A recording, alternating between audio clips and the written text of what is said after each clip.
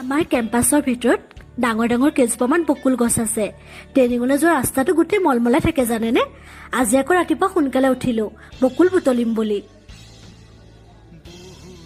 উফ, কি যে ধুনীয়া গোন্ধ। মই ফুলখিনিৰে কি বনাই পেলালোঁ। পকা পকা গুটিবোৰ গছৰ ডালত একদম টিক টিককৈ ৰঙা হৈ আছে। চাওকচোন, দেখিবলৈ ইমান ধুনীয়া লাগিছে। এয়া মই গুটি অলপ বুটলিয়াই ল'লোঁ। সৰুতে যে ইমান খাইছিলোঁ, পটককৈ আকৌ বনডাল ছিঙি আনিলোঁ মালা গাঁঠো বুলি ভাবোঁতেই গাঁঠিয়ে পেলালোঁ। আপোনালোকে গাঁঠিছিলেনে? নিশ্চয় নগঠাকৈ থাকি পোৱা নাই। গাঁঠিছিলেই ন? উফ, গাঁঠি থাকোঁতে আকৌ ওপৰৰ পৰা ফুল দুপামান মূৰতে সৰি পৰিলে। চাওকচোন, মোৰ মনটো যে ইমান ভাল লাগি গৈছে। এয়া মোৰ মালাডাল ৰেডি হৈ গ'ল।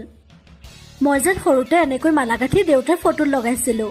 আজি সেই পুৰণা স্মৃতিবোৰ সজীৱ হৈ উঠিল। ইছ, গোন্ধবোৰ ল'লে